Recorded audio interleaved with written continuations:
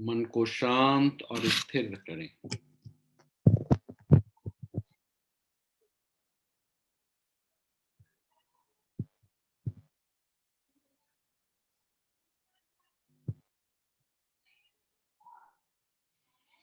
सहज सांस को लें और धीरे से छोड़ें।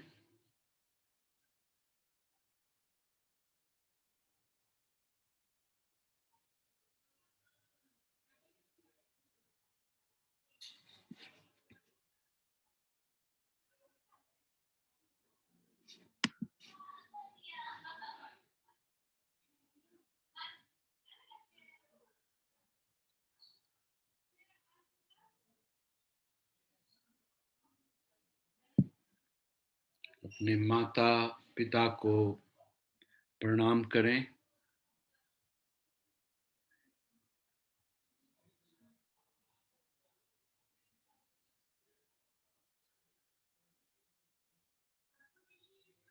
अपने पितृदेव को प्रणाम करें।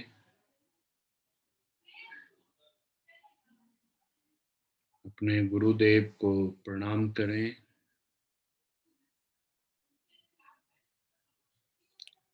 अपने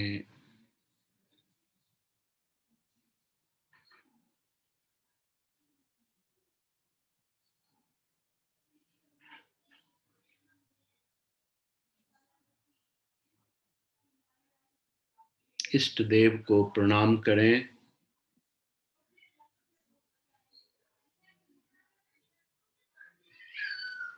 अपने कुल देव, कुल देवता, कुल देवी, ग्राम देवता, ग्राम देवी को प्रणाम करें। हेलो, सलाद की और कौन दवाई देनी है ना? श्री गुरु। हाँ, श्री गुरु और सलाद की भैया को ना।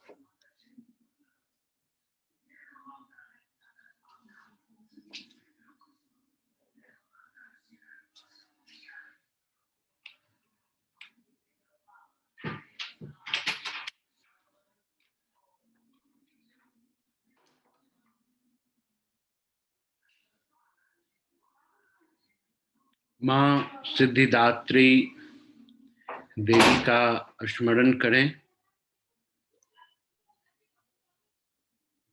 या देवी सर्वभूतेषु माँ सिद्धिदात्री रूपेण संस्थिता नमस्तस्यै नमस्तस्यै नमस्तस्यै नमो नमः। ओम सिद्धिदात्री देव्यै नमः।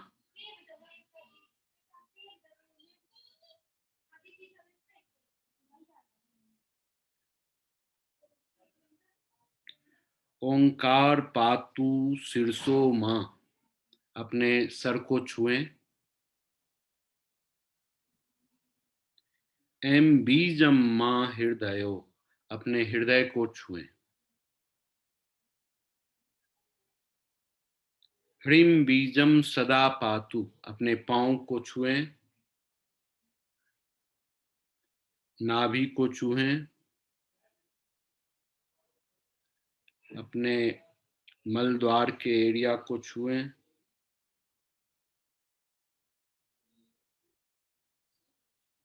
ललाट कर्णो श्री बीज पातुम क्लीम, अपने ललाट को छुएं। अपने कान को छुएं। क्लीम बीजम मां नेत्र घ्राणो, अपने दोनों आंख को छुएं। नाक को छुएं। अपने कपोल को छुएं। फिर मुस्कुराएं। कपोल चिबको हसो पातु, जगत प्रस्युते मां सर्ववदनो।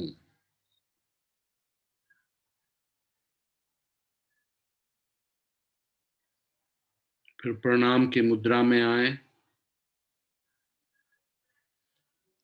और भगवती का ध्यान करें। वंदे वांछित मनोर्थार्थ चंद्रार्ध कृत शेखराम, कमल स्थिताम चतुर्भुजाम, सिद्धिदात्री यशस्विनी।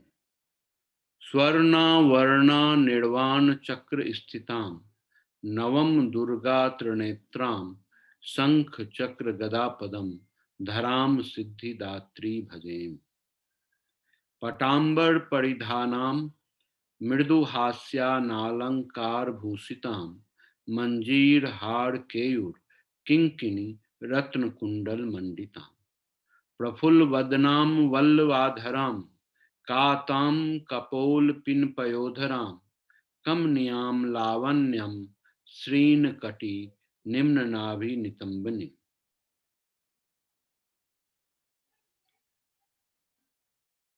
भगवती का स्तुति करें। कंचनाभा शंख चक्र गदा पद्म धरा मुकुटोज्ज्वलो अस्मेर मुखी शिव पत्नी सिद्धात्री नमस्तुते। पटांबर परिधानां नालालंकारं भूषिता नीली स्थितां नलनाक्षिं सिद्धात्री नमस्तुते। परमानंदमयी देवी पर ब्रह्म परमात्मा परम शक्ति परम भक्ति सिद्धात्री नमस्तुते। विश्वकर्ती विश्वभति विश्वहर्ती विश्वप्रीता विश्ववार्चिता विश्वतीता सिद्धिदात्री नमस्तुते। भुक्ति मुक्ति कारिणी भक्त कष्ट निवारिणी भव सागर तारिणी सिद्धिदात्री नमस्तुते। धर्मार्थ काम प्रदायिनी महामोह विनाशिनी मोक्षदायिनी सिद्धिदायिनी सिद्धिदात्री नमस्तुते। सिद्धार्थ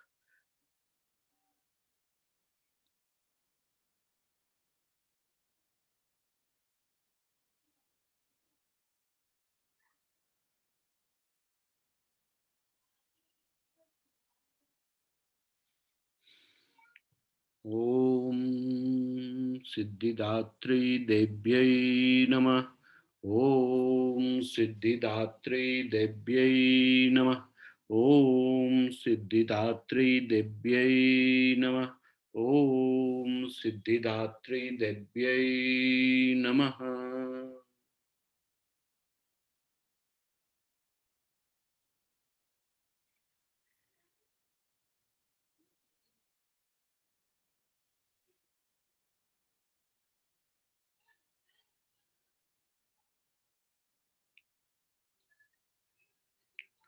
अभी तक हमने दुर्गा का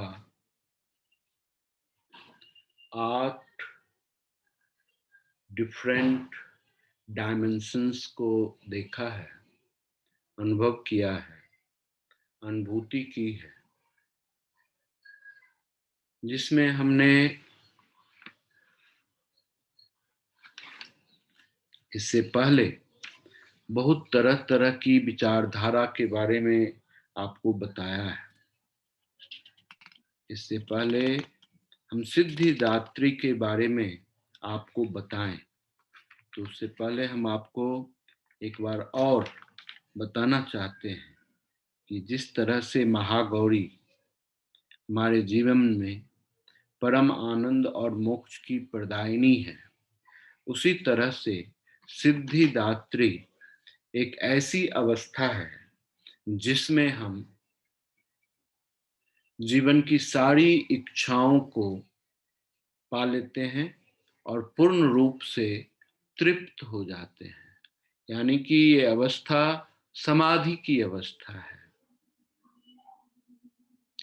ये अवस्था में आपकी मेडिटेटिव एबिलिटी जो है सो अपने उच्च शिखर पर रहता है, एक्सट्रीम स्टेज में रहता है, और आपके अंदर सुपर नेचुरल पावर का स्वतः जन्म हो जाता है।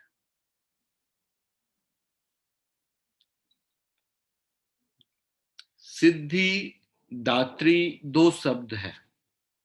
सिद्धि का मतलब है जिसको सिद्ध किया जा सके, जो सिद्ध हो, जो फर्म है, जो अल्टीमेट है, जो यूनिक है, वो सिद्ध है। और दात्री का मतलब होता है देने वाला, गिवर, और अवार्डर, जो अवार्ड दे देने वाला। तो जितनी भी चीजें आप अपने जीवन में जो भी एफर्ट्स करते हैं, आउट आउट ऑफ एफर्ट्स जो आप अचीव करते हैं, वो सारी की सारी अचीवमेंट जो है, इस सिद्धात्री के पावर की वजह से ही होता है। अगर ये पावर आपके अंदर जनरेट नहीं हो तो फिर आप किसी भी चीज को हासिल नहीं कर सकते। मानव जीवन में दो चीजें बड़ा ही अद्भुत है। एक होता है निधि और दूसरा होता है सिद्धि। तो 8 सिद्धियां हैं और 9 निधि हैं। इस दोनों को जीवन में पाना एक कंप्लीट ग्रोथ का इंडिकेशन है।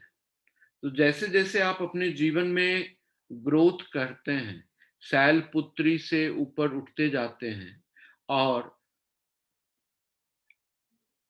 सिद्धिदात्री तक पहुंचते हैं, तो इस कंप्लीट जर्नी में ये आपका लाइफ का जर्नी होता है, जिसमें आप अपने विवेक, अपनी मानसिक स्थिति, अपनी आत्मिक स्थिति, अपनी शारीरिक स्थिति को उत्कृष्ट करने में एफर्ट्स करते हैं।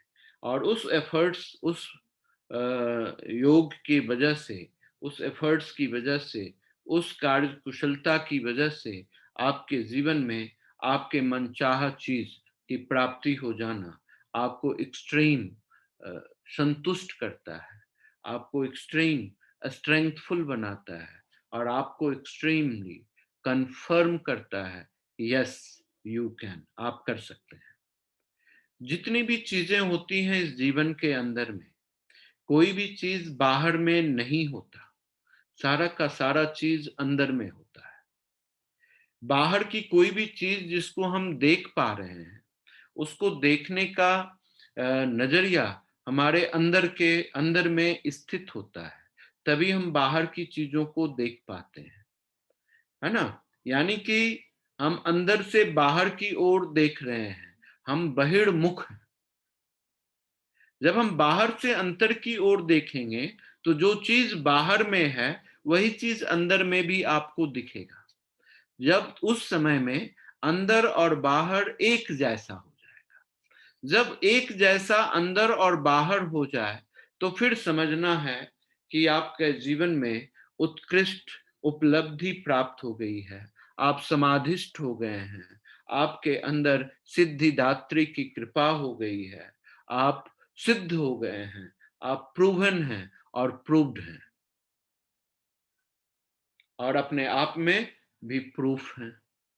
तो ये चीजें आ जाती हैं अपने आप।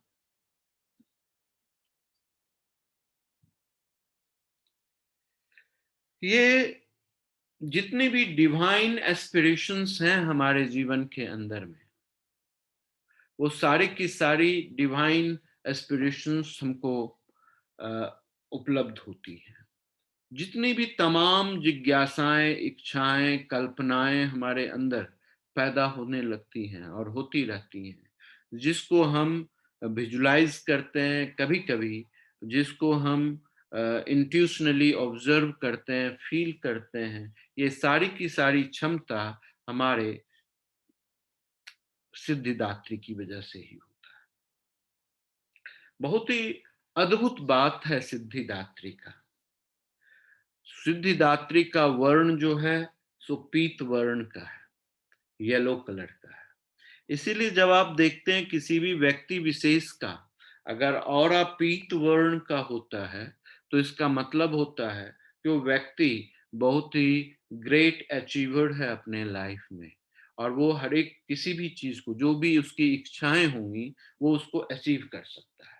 यानी कि वो जो चाहेगा वही हो सकता है। ये इंडिकेशन होता है जब आदमी के जो आउटर लेयर्स ऑफ ऑरा जो हैं, उसके जो कलर उनके अंदर से निकल रहा है, अगर वो येलो कलर का आउटर लेयर है, तो उस समय ऐसी चीजें उपलब्ध होती हैं। आप देखते होंगे कि जितने भी मूर्तिकार मूर्तियां या फोटो जो बनाते हैं, तो सारे ओल्ड पिक्चर्स में आप देखते होंगे कि जो आउटर लेयर्स जो होता है वो उस सिद्ध पुरुष का येलो कलर का रहता है।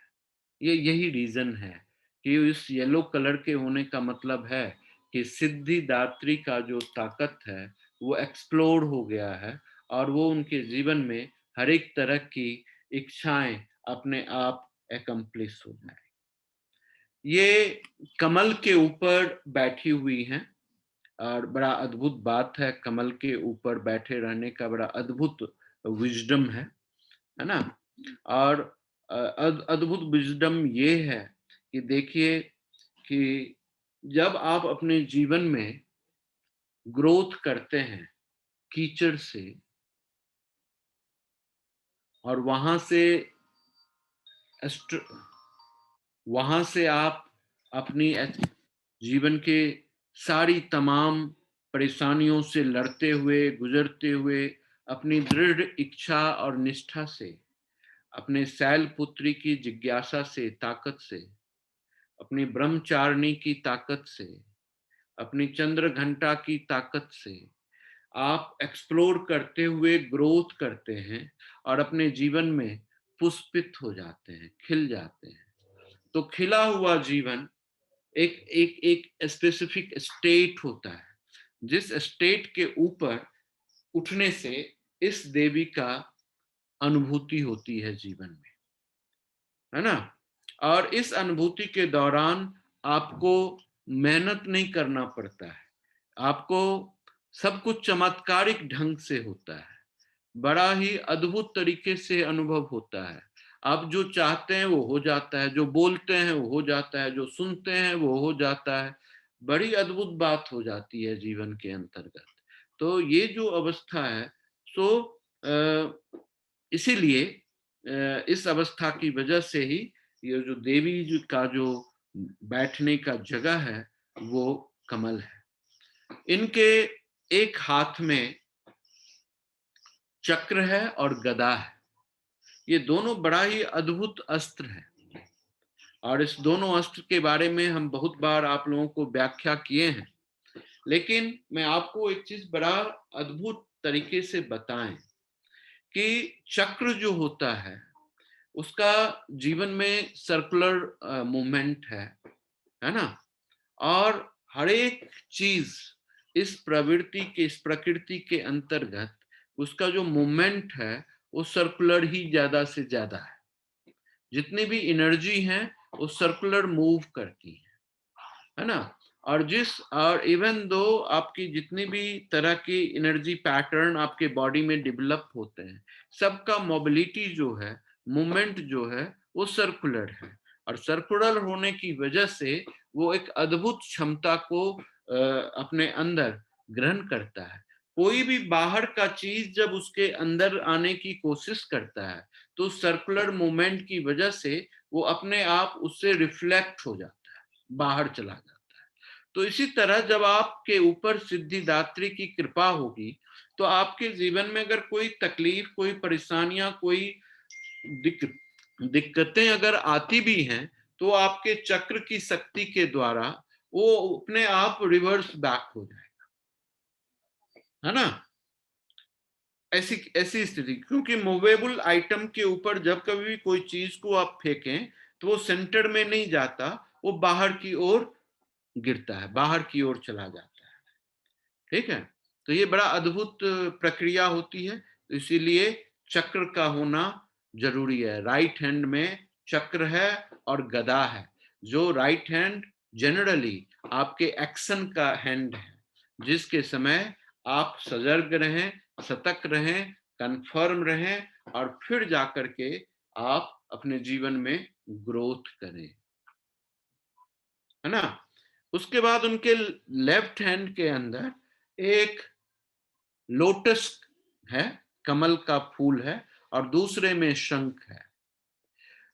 लोटस का फूल आपको ये वरदान देता है कि आप हमेशा निर्मल रहें, स्वच्छ रहें, पवित्र रहें। किसी भी स्थिति में आप क्यों ना हो, अपने मॉरल को डाउन नहीं होने दें, गलत संगति में ना पड़ें, गलत चीजों का उपयोग ना करें, गलत शब्दों का प्रयोग ना करें और गलत इन्वायरमेंट को क्रिएट ना करें।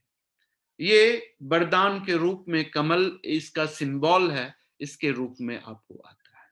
फिर उसके बाद शंख होने की वजह से आपको प्रीमोडियल साउंड के साथ जोड़ता है ये, और जोड़ने की वजह से आपके अंदर में अनहद नाद की जागृति हो जाती है।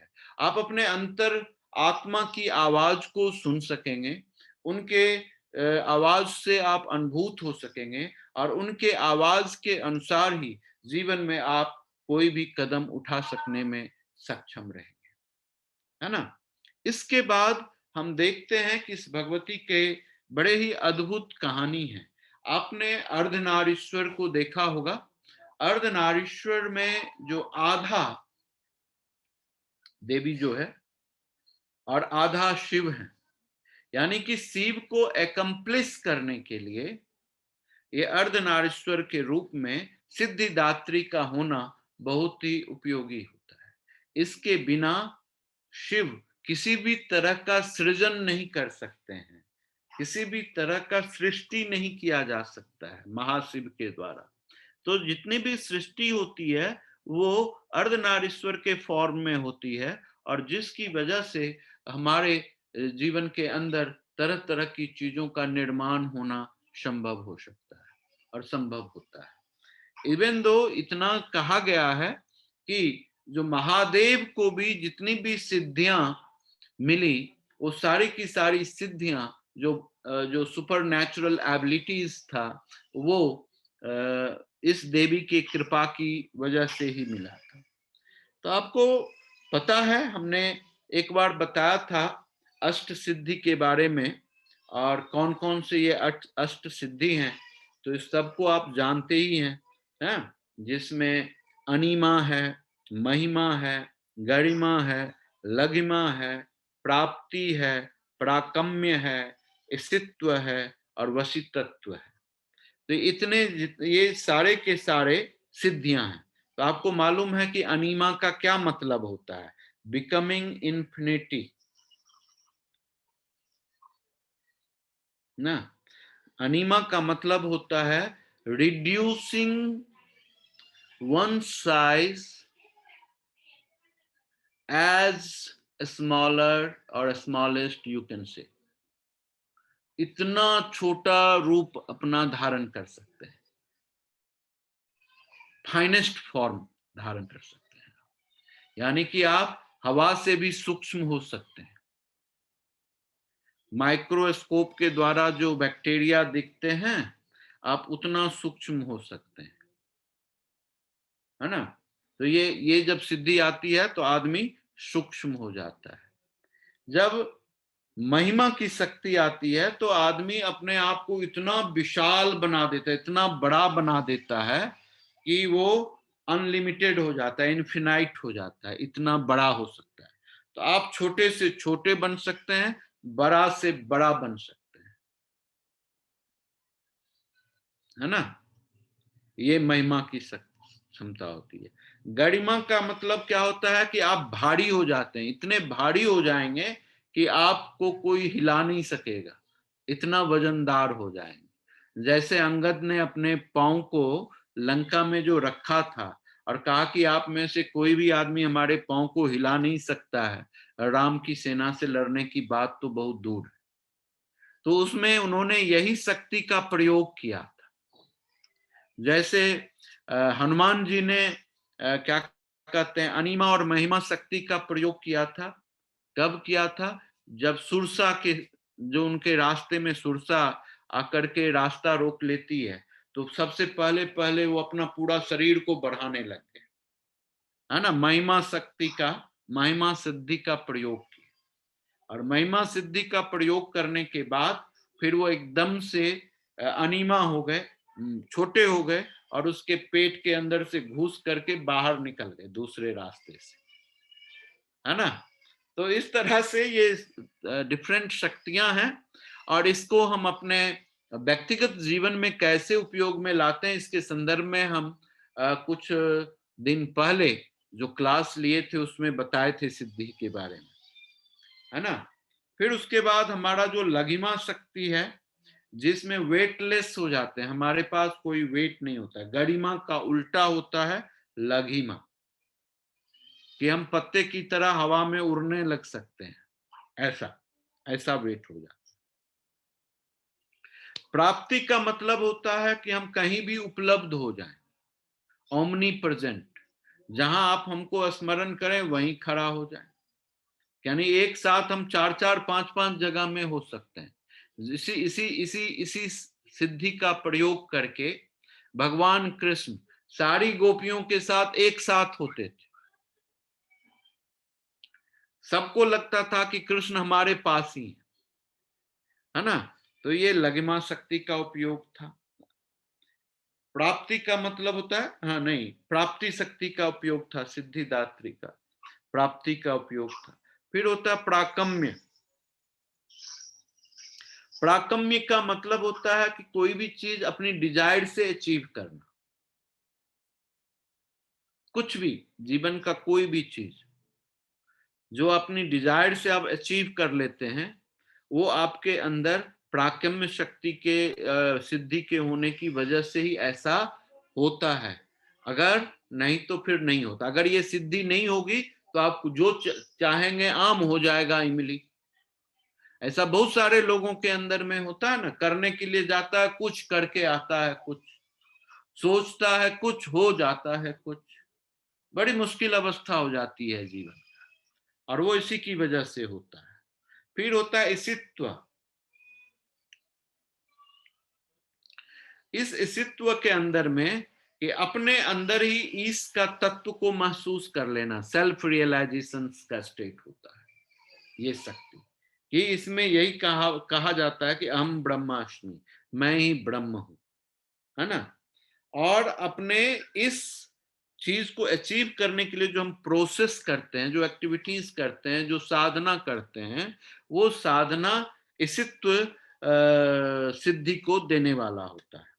इसित्व के बाद होता है वशित्व, जिसमें पावर टू सबजुगेट आता है। किसी भी चीज को आप सबजुगेट कर दें, कम कर दें, कंट्रोल कर लें, कंट्रोलिंग पावर, कि आप जहां खड़े हो जाएं वही चीज बदल जाए, आपके पहुंचने से स्थिति अपने आप सुधर जाए, आप बोले तो लोग मंत्रमुग्ध होकर के सुनने लगे, लड़ाई झगड़ा भूल जाए। ऐसी अवस्था, जो अवस्था आती है वो वशिष्ठ की अवस्था होती है। तो इस तरह से ये 8 सिद्धियां हैं हमारे अंदर, और जिसकी वजह से बहुत ही अद्भुत कार्यक्रम पैदा होता है। आपने सुना होगा कि इग्नोरेंस के बारे में, तो सिद्धिदात्री का काम एक ही है, इग्नोरेंस को हटाना। इस इग्नोरेंस की वजह से हमारा इंटेलेक्ट बहुत हमारे ऊपर हावी हो जाता है, हमारा मनोभाव हमारे ऊपर हावी होता है, और हमको सही चीजों को नहीं देखने देता। इस स्टेट को डिप्रेसिव स्टेट भी बोलते हैं, है ना।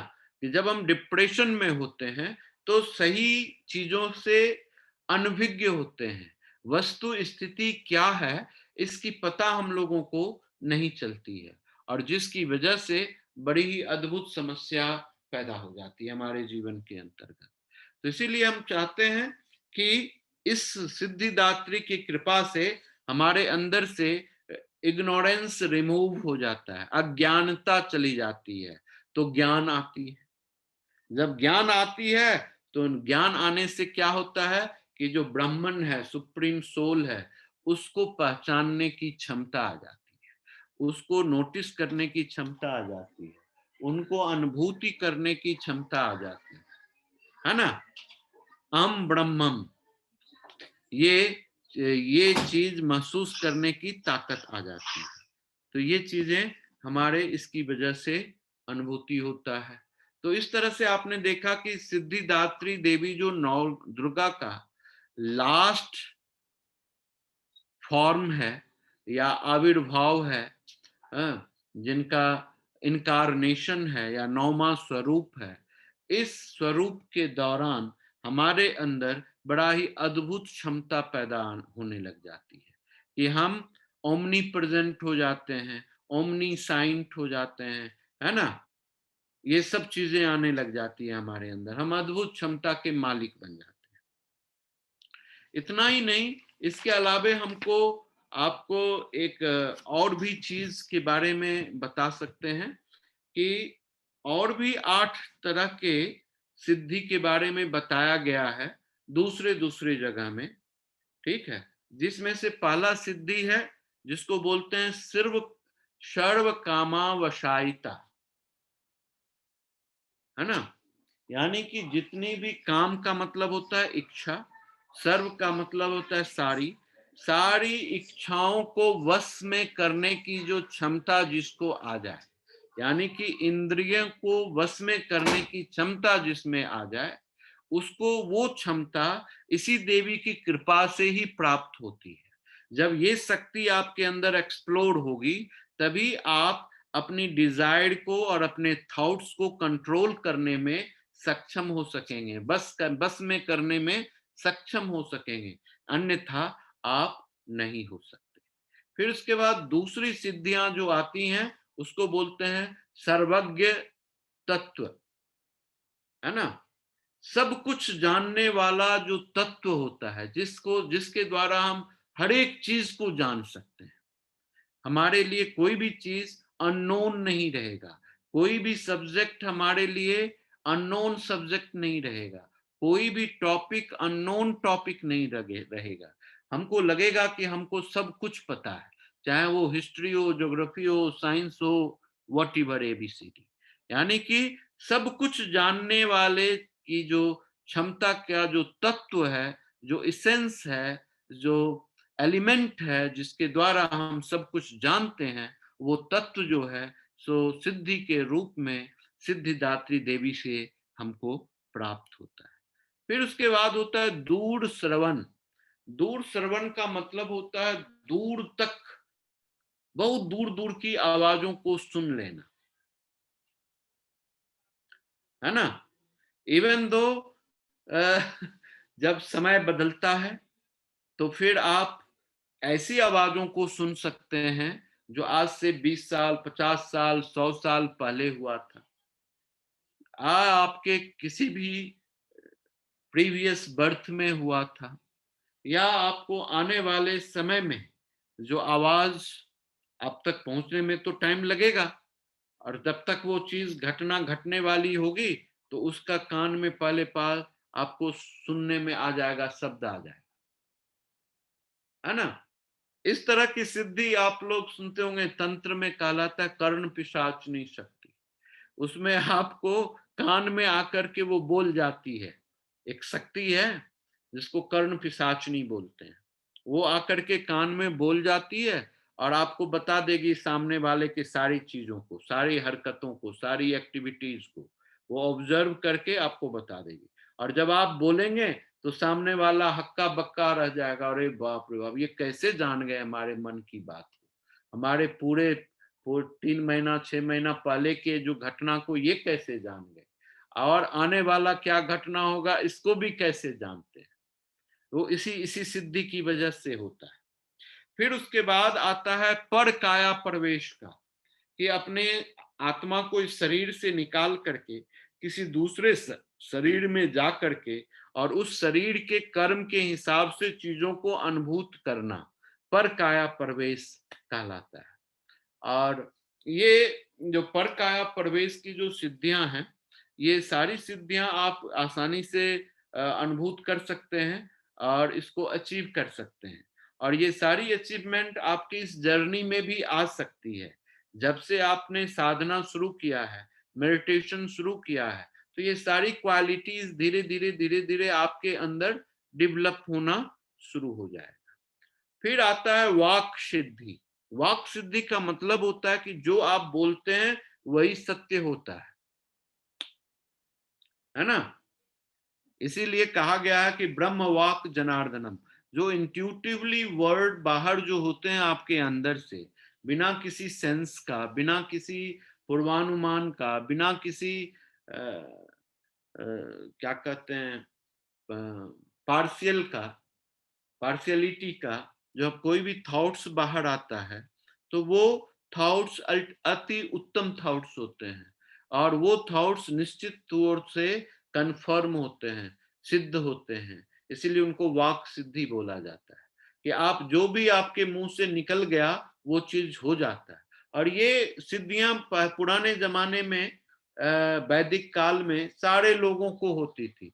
कोई भी आदमी किसी को जो बोल देता था उसको वो हो ही जाता, चाहे वो छोटा हो, बड़ा हो, बूढ़ा हो, बुजुर्ग हो, स्त्री हो, पुरुष हो, पशु हो, पक्षी हो, कोई भी कुछ बोलता था तो वो वाक सिद्धि की वजह से वैसा चीज हो ही जाता था। फिर उसके बाद आता है कल्प वृक्ष तत्व की बात है, वृक्षत्व की बात है ना।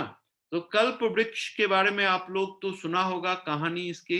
हाँ, जो समुद्र मंथन में ये वृक्ष निकला था और इस वृक्ष से कुछ भी चीज हासिल किया जा सकता है, आप जो चाहेंगे वही मिल सकता है। यानी कि कहने का मतलब ये है कि आदमी का जो ग्रोथ हुआ है मानव का, वो पेड़ों के नीचे हुआ है। यानी कि पेड़ पौधे जो हैं तो आदमी के सारे बिहेवियर से वाकिफ हैं, अनुभूत हैं, एक्सपीरियंस्ड हैं। जैसे एक माँ अपने बच्चे की सारी एक्टिविटीज को समझता है, चाहे वो माँ बोले या ना बोले, उसको पता है कि मेरा बच्चा क्या है, वो क्या सोचता है और क्या करने वाला है, सब पता होता है। उसी तरह कल्प वृक्ष का ही ऐसा ही रोल है हमारे जीवन के अंदर में, कि वो वृक्ष भी हमारी सारी मनोभावना को, हर सारी शारीरिक स्थिति को, मानसिक स्थिति को बहुत ही अच्छे तरीके से अनुभूत करता है। और इसीलिए आयुर्वेद में सारे वृक्षों का, हर एक अंग का उपयोग किया गया है इस शरीर को सुंदर और सुव्यवस्थित रखने के लिए, जिसके द्वारा आपकी आत्मा सजग, स्थिर और शांत वे में, शांत भाव के साथ अपने कार्य को संपादन कर सके, इसके लिए, है ना। फिर उसके बाद आता है सृष्टि का, क्रिएटिविटी, कि आपके अंदर एक्सट्रीम क्रिएटिविटी आएगी। अब जो भी काम करेंगे, अगर आर्टिस्ट हो जाएंगे तुरंत में, या नहीं तो अचानक से आपके अंदर से कविता फूट जाएगी, है ना, या अचानक से आप चित्रकार बन जाएंगे, पेंटर बन जाएंगे, अचानक से आप योगी बन जाएंगे, अचानक से आप कुछ, तो जो क्रिएटिविटी की जो बात होती है, वो सारी की सारी क्रिएशंस एबिलिटीज जो हैं वो आपको इस सिद्धि के द्वारा प्राप्त हो जाती है।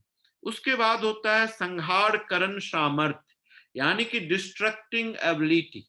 हाँ, किसी भी चीज को डिस्ट्रॉय करने की क्षमता भी आपके अंदर में आ जाएगी, कि जो चीज उपयोग में नहीं है, जो चीजों से समाज को नुकसान हो रहा है, जिस चीजों के द्वारा समाज को कठिनाइयों से गुजरना पड़ सकता है, मानव का जीवन संकट में आ सकता है, और उसको संहार करने का, समाप्त करने का, खत्म करने का जो क्षमता है वो इस सिद्धि के द्वारा आता है, जिसको बोलते हैं संहार करण सामर्थ्य। और जब ये आ जाता है तो इसी की वजह से देखिए, आप लोग बोलेंगे कि हम गलती देखते हैं तो कंट्रोल नहीं कर पाते, हमको गुस्सा आ ही जाता है, हम ये नहीं सोचते हैं कि मुझे कहाँ क्या नुकसान होगा, क्या फायदा होगा, हम उसके विरुद्ध में कूद पड़ते हैं, है कि नहीं। जो ऐसी जो एबिलिटी है हमारे अंदर, वो इसी की वजह से होती है, इसी सिद्धि की वजह से होती है, कि हमको गलत चीज बर्दाश्त नहीं होता, वो संहार करण सामर्थ्य का।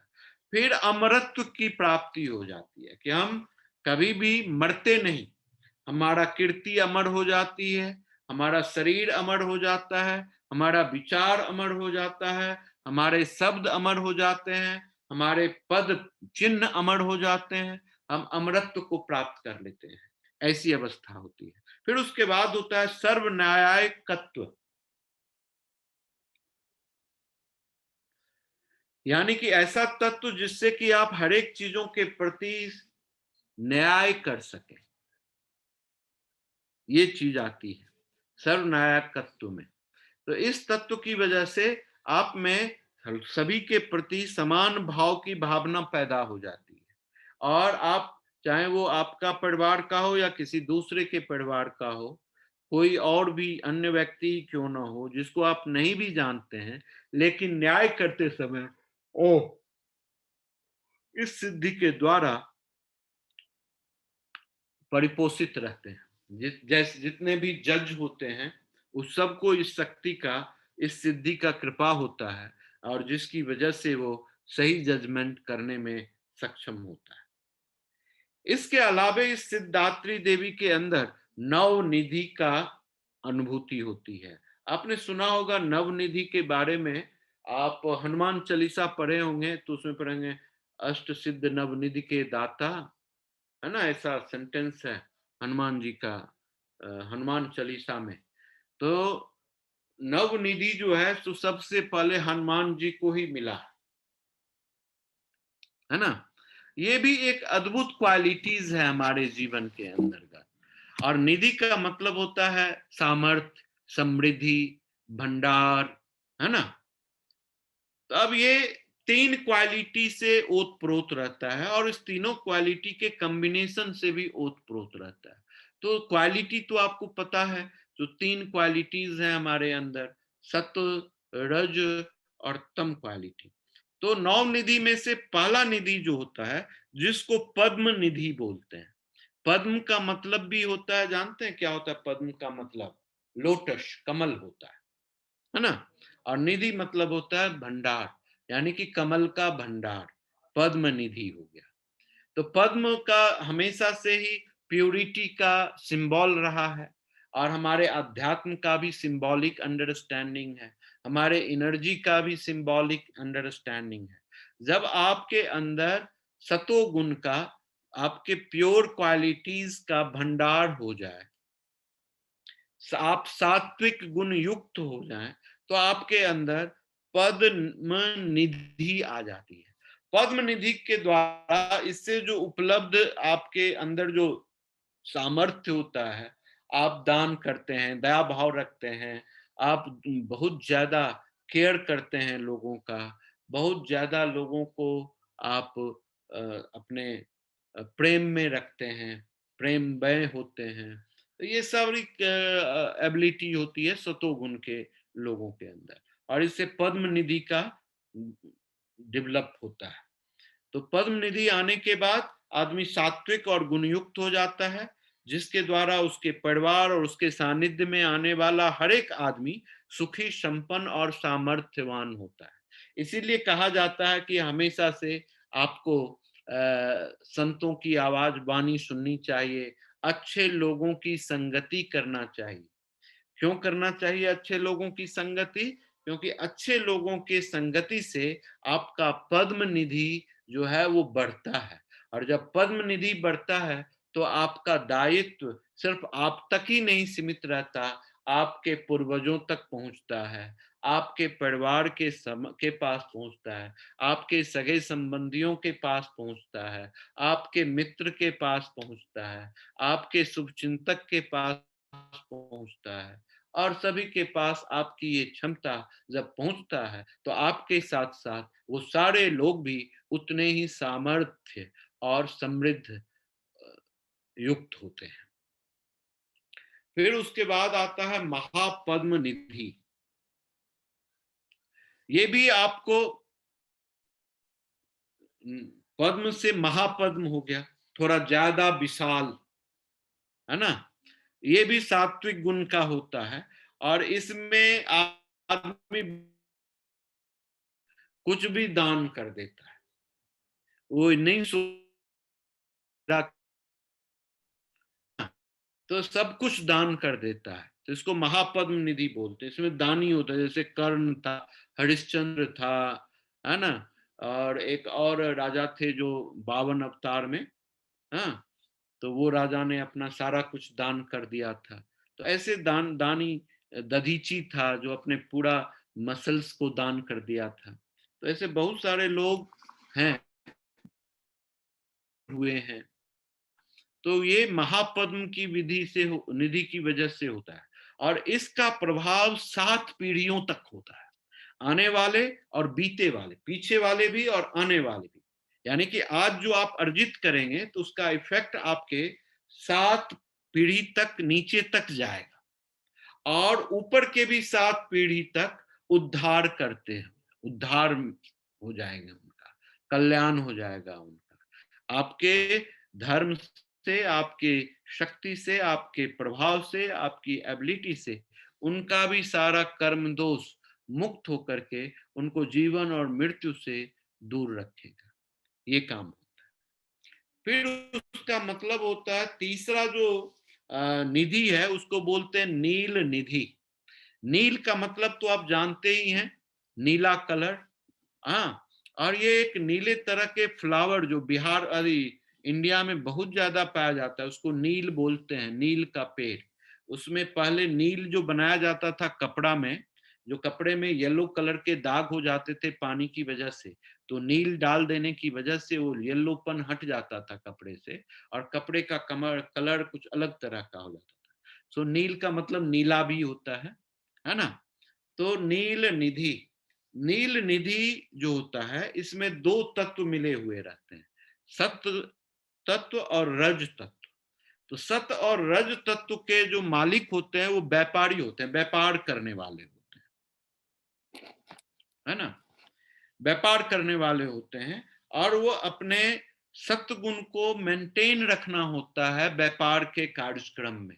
अगर व्यापार के कार्यक्रम में सत्य धर्म नहीं अपनाया, यानी कि आप देखेंगे कि बहुत व्यापारी होते हैं, बहुत बड़े बड़े दान करते हैं, धर्मशाला बनाते हैं, करोड़ों रुपया लोगों को दे देते हैं, हॉस्पिटल बनाते हैं। ये जो दान करने की प्रवृत्ति जो है बिजनेसमैन के अंदर, वो नील निधि की वजह से होती है ना। और नील निधि की वजह से जो होता है व्यापार, तो उसके आने वाले 3 पीढ़ी तक किसी भी तरह का कष्ट नहीं होता, उसको आर्थिक परेशानी, उसके सामर्थ्य और समृद्धि में किसी भी तरह की कमी नहीं आती है, वो ग्रोथ ही करता चला जाता है नील निधि मिलने के बाद, ऐसा होता है। फिर उसके बाद आता है मुकुंद निधि। मुकुंद निधि जो होता है वो रजोगुण से सुसज्जित होता है, और रजोगुण होने की वजह से इसके इसमें जो ऐश्वर्य प्राप्ति होती है, वो आदमी भोग विलास में ही डूबा रह जाता है ना। क्या होता है, भोग विलास में ही डूब जाता है। तो उसकी एक पीढ़ी ही उसके द्वारा गवर्न होती है, दूसरी पीढ़ी में उसको बड़े परेशानी का सामना करना पड़ सकता है। कि अगर आदमी भोग विलास में अपने समय का दुरुपयोग कर लेता है और उसका जो पर्पस है उससे विमुख होकर के अपने सतोगुण के साथ स्थिर नहीं हो पाता, तो इसीलिए इसको मुकुंद निधि बोलते हैं। उसके बाद आता है नंद निधि। इसमें रज और तम, ये दोनों क्वालिटी मिली हुई रहती है, और इस नंद में आदमी का लंबा आयु होता है। जितना लंबा आयु होता है उतना वो ग्रोथ करते जाता है, इकोनॉमिकली भी ग्रोथ करता है, फिजिकली भी ग्रोथ करता है, सोशली भी ग्रोथ करता है ना। बहुत बहुत ही अद्भुत क्वालिटीज होती है ये। तो इसमें आदमी जो होता है सो बहुत ही अलग तरह का तरक्की करता है, ग्रोथ करता है। जो जिस चीज को छूता है वही उसका होने लग जाता है, उसी चीज में ग्रोथ होने लग जाता है। में लोग सुनते होंगे आप लोग कि मिट्टी को छुआ तो सोना बन गया। तो ये तभी होता है किसी भी बिजनेसमैन के लिए कि उसको नंद निधि की जो क्षमता है वो अगर उसके अंदर डेवलप हो जाती है, तो उसकी वजह से ये काम आता है। ये व्यक्ति थोड़ा कम दिमाग लगा करके दान पुण्य का काम करता है ना। तो ये इस तरह के व्यक्ति अपने नाम खुदवाता है दान देने के बाद, so and so made this temple, ऐसे फलाना देवी ने इन्होंने इस टेम्पल का ये रूम बनाया, इसमें पंखा में नाम लिखा देगा और डाल देगा ये फलाना आदमी ने ये पंखा दिया। इससे फिर रूम का खिड़की बना दिया तो लिखेगा फलाना आदमी ने खिड़की बनाया।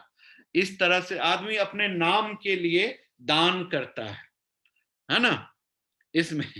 तो उसमें ग्रोथ होता है उसका, ऐसा नहीं है कि नहीं है।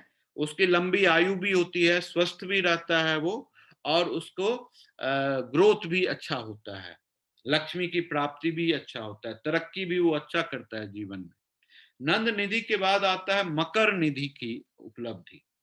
ये तामसी होता है, नेचर में तमस गुण के द्वारा होता है। अब इस तरह का व्यक्ति जब ग्रोथ करता है तो अस्त्र शस्त्र को जमा करता है। अब देखो सारा दुनिया अस्त्र शस्त्र को जमा कर रहा है, कोई एटम बम बना रहा है, तो कोई तोप बना रहा है, तो कोई फाइटर विमान बना रहा है, तो कोई मिसाइल बना रहा है, तो कोई हाइड्रोजन बम बना रहा है, तो कोई नाइट्रोजन बम बना रहा है ना? कोई आदमी बंदूक जमा कर रहा है, कोई आदमी तलवार जमा कर रहा है, कोई आदमी लाठी जमा कर रहा है। जिसकी जैसी क्षमता है, अस्त्र शस्त्र जमा करने का जो मेंटेलिटी होती है, वो मकर निधि की वजह से होती है। देखिए, अब जैसे आदमी को पैसा होने लग गया, वो पैसा कमाया, और पैसा कमाने के बाद वो जाता है और अप्लाई करता है कि मुझे लाइसेंस का बंदूक चाहिए अभी। तो एप्लीकेशन डालता है लाइसेंसी बंदूक के लिए। जानते हैं क्यों डालता है? मकर निधि की वजह से। क्योंकि उसके ऊपर मकर निधि का प्रभाव हो गया है ना। तो अस्त्र शस्त्र अपने प्रोटेक्शन के लिए जमा करता है। फिर उसके बाद आता है कच्छप निधि। कच्छप निधि में बड़ा अद्भुत बात है। ये उस तरह का निधि है जो आदमी अपने जीवन में छुपा के रखता है। इतना छुपा के रखता है, ये इस तरह के व्यक्ति विशेष को हम लोग माकड़ बोलते हैं। माकड़ है ये, न खुद खाता न दूसरे को खाने देता है, न खुद खर्चा करता है न दूसरे को खर्चा करता है। वो कुत्ते की तरह दांत लगा करके जीवन प्रयत्न रूखा सूखा खा करके जीवन को सुव्यवस्थित नहीं रख करके इकट्ठा करते जाता है, और दूसरे को पता नहीं चलता कि इसके पास क्या चीज है, कितना जमा है। लेकिन वो वहां का वहां ही रह जाता है। वो एक दिन उसको छोड़ करके विदा हो जाता, ना ही वो कोई काम करता, ना दूसरों को मदद करता, ना किसी को हेल्प करता, ना किसी को ग्रोथ कराता, ना किसी का केयर करता। बस वो सिर्फ अपना भंडार को बचा के रखने में, छुपा के रखने में ज्यादा बिलीव करता है। तो ऐसा कच्छप निधि के मालिक होते हैं। फिर उसके बाद होता है शंख निधि। शंख निधि में आदमी थोड़ा सेल्फिश होता है। वो अपने लिए सारा काम करता है, सारे भंडार को जमा करता है, जिसमें उसकी पत्नी और उसके वाइफ का इंपॉर्टेंस नहीं रहता, फैमिली का इंपॉर्टेंस नहीं रहता, रिलेटिव्स का इंपॉर्टेंस नहीं रहता, फ्रेंड्स का इंपॉर्टेंस नहीं रहता। वो हर एक जगह अपनी फायदा की बात सोचता है और अपनी फायदा के लिए दूसरों का यूज करता है। तो ये कच्छप निधि की वजह से होता है। इसके दौरान बड़ा मुश्किल हो जाती है। इससे उसी इसी इसी काल में, इसी सिस्टम में उनको कष्ट का सामना करना पड़ता है, और कष्ट के सामना करने की वजह से उनके जीवन में जो ग्रोथ होता है वो अवरुद्ध हो जाता है ना। तो इस स्थिति में हमको थोड़ा ध्यान देना चाहिए शंख निधि में। इस शंख निधि वाले में इंडिविजुअल तो खूब अच्छा रहता है, लेकिन उसका परिवार वाला बड़ा कष्ट में रहता है। परिवार वाले को खाने पीने व्यवस्था करने में उसको मजा नहीं आता। उसको व्यवस्था अपने लिए बड़ी बड़ी गाड़ी खरीदेगा, कार खरीदेगा, बंगला खरीदेगा, उसमें नौकर चाकर तो रहेंगे, लेकिन घर वाले को बाहर में ही रखेगा, उसको चांस नहीं देगा उधर आने के लिए। तो ये शंख निधि की वजह से होता है। और एक होता है खर्व निधि। इस खर्व निधि में ये मिश्रित होता है। इसमें सारे गुण रहते हैं, सत्वगुण वाला भी गुण रहता है, रजोगुण वाला भी होता है, तमोगुण वाला भी होता है। तो इसमें आदमी बैलेंस होकर के धीरे धीरे सब काम करता है। दान दहेज भी खूब करता है, सात्विक कार्यक्रम भी करता है, धार्मिक एक्टिविटीज में भी पार्टिसिपेट करता है, फिर अपने प्रोटेक्शन के लिए शस्त्र भी जमा करता है, अपने निकट कुटुंबियों का भी ध्यान ध्यान रखता है, जिसको नहीं जानता है उसको भी केयर करता है।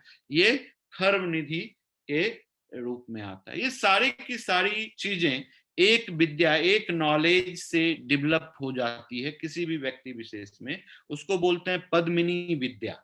जब हम पद्मिनी विद्या को जान जाएंगे तो ये सारी सिद्धियां और ये सारी निधियां अपने आप हमारे अंदर आ जाएंगी, और हमको किसी भी चीज की कमी नहीं होगी। तो ये इस तरह से सिद्धिदात्री देवी जो है, तो हमारे जीवन में अद्भुत क्षमता प्रदान करते हुए हमको हमारे उच्चतम आत्मा से दर्शन कराती है, उससे मर्ज कराती है, उस उसकी अनुभूति देती है, और हम अपने बूंद सा स्वरूप को इस समुद्र जैसे महाआत्म के साथ जोड़ने में मर्ज हो जाने में, अपनी आइडेंटिटी को खो देने में बहुत ही परम आनंद की अनुभूति करते हैं। जो हमको सत्य बनाता है, जो हमको सुंदर बनाता है और जो हमको महाशिव बनाता है। ये सारी सिद्धियां, ये सारी सिद्धियां, ये हमारी दाता के आविर्भाव से पैदा होता है।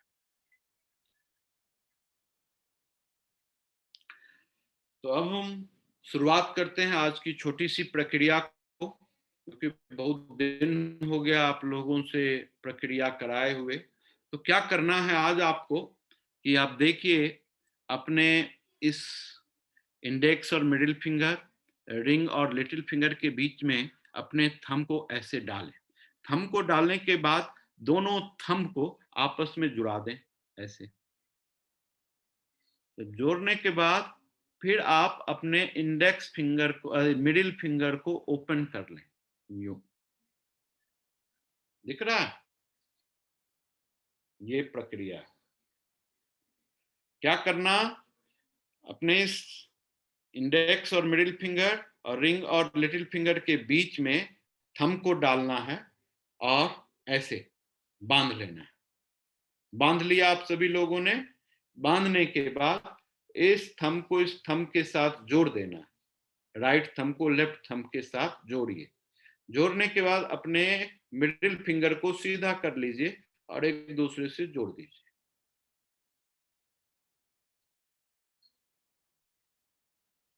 जोड़ने के बाद इसको हृदय के पास लाना है।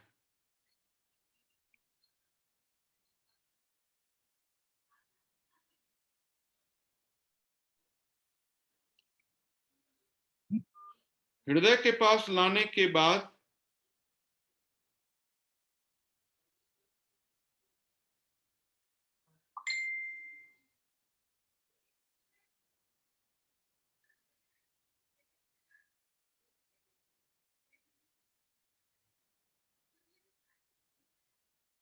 बहुत छोटा सा काम करना है कि अपने सांस को इतनी लंबी दूरी तक छोड़ें कि वो आपके मिडिल फिंगर के टिप्स को टच करे।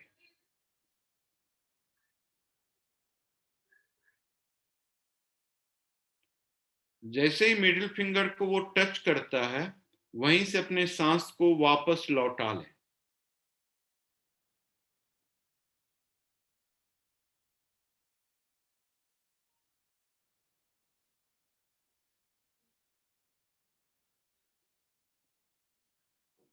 इस प्रक्रिया को 3 मिनट तक करना है।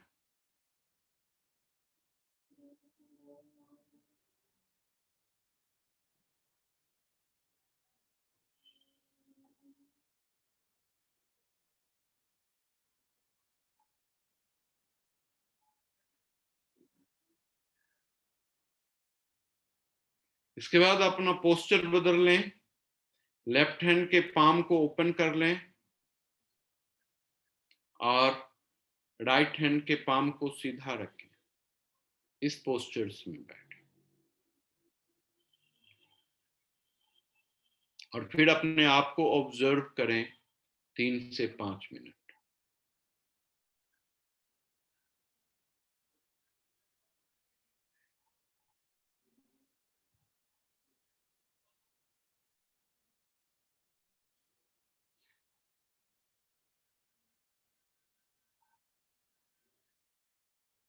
तो हम मुद्रा में आ जाएं। पाली मुद्रा में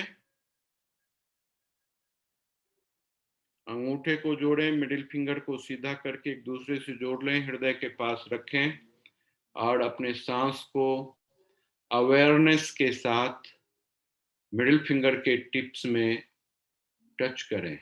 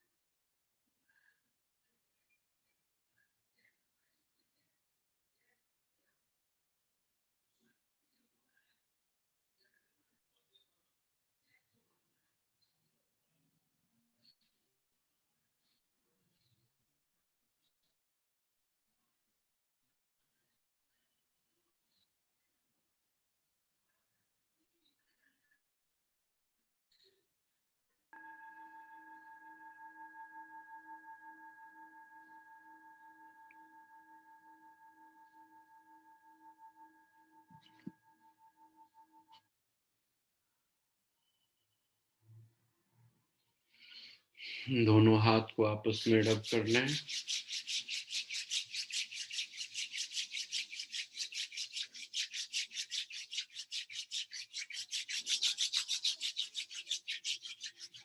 टॉप ऑफ द हेड में आधा इंच ऊपर रखें।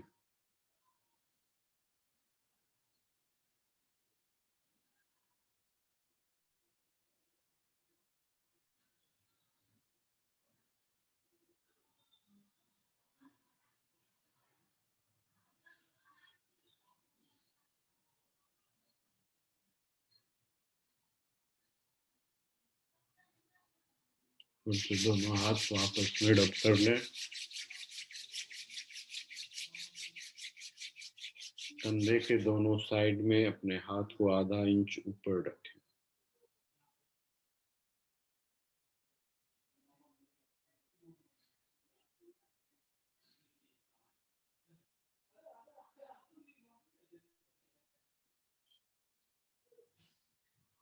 दोनों हाथ को रब कर लें।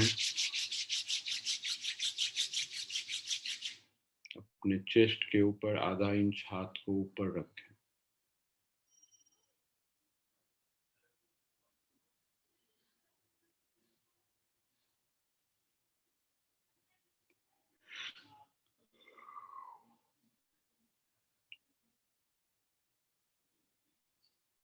दोनों हाथ को रब कर लें।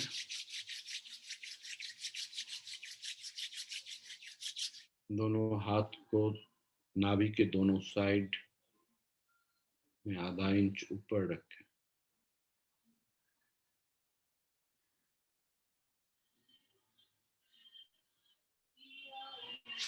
फिर से दोनों हाथ को रब कर लें। अपने दोनों थाई पर दोनों हाथ को रखें।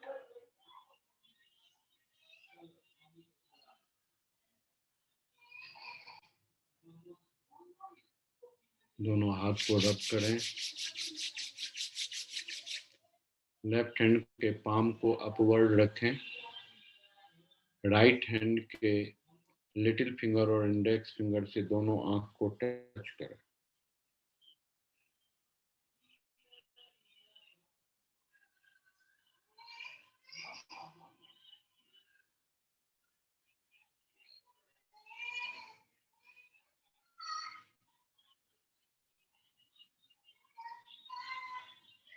दोनों हाथ को रब कर दें। अब दोनों हाथ अपने आंख के ऊपर रखें।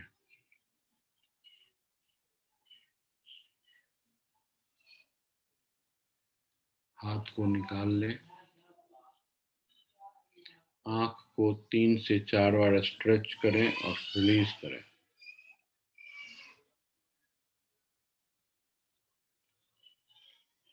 अपने टंग को दांत माउथ में चारों साइड घुमाएं।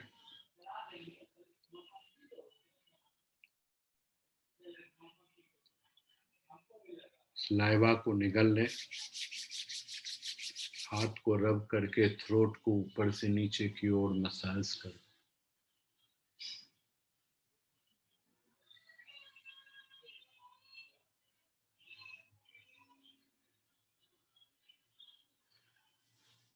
फिर से दोनों हाथ को रब कर लें। पूरे पैर से लेकर के पूरे शरीर को स्पर्श करते हुए सर को पीछे से सामने की ओर हाथ को लेकर आके पेट तक ले जाएं और ग्राइन एरिया को टच करें।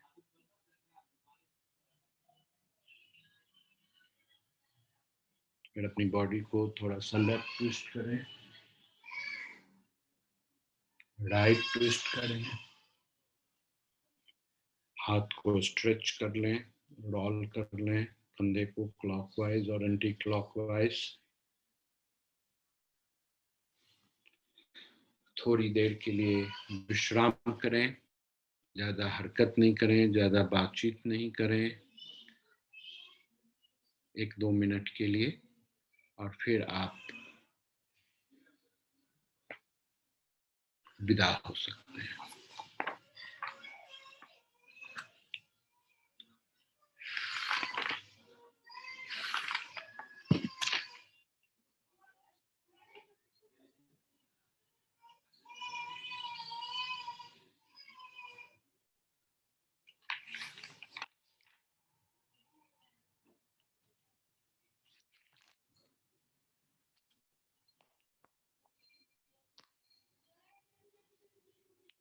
इसी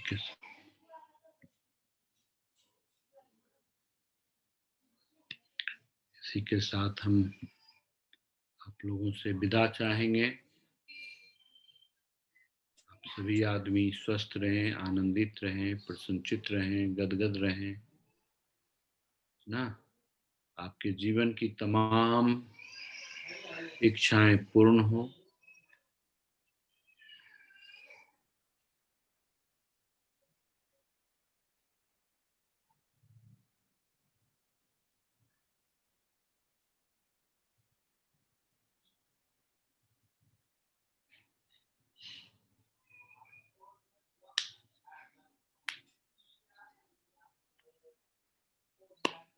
ठीक है, इसी के साथ हम आपसे विदा चाहते हैं। शुभ रात्रि।